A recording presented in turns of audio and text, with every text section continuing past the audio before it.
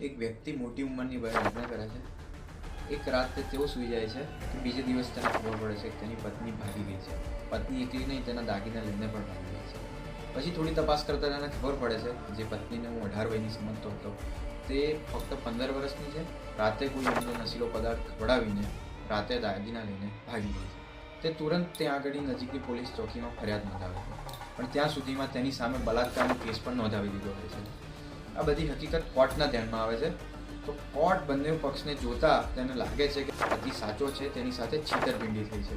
તેથી કોર્ટ તે પતિના જામીન મંજૂર કરે છે અને આ સંપૂર્ણ હકીકત તેના જામીન પાસ કરવા પાછળ જણાવે છે. આગળની કાર્યવાહી તો કોર્ટ તેની પત્ની પર કરી દેશે, પણ તમે લગ્ન કરતા પહેલા એકવાર ચેતી જજો.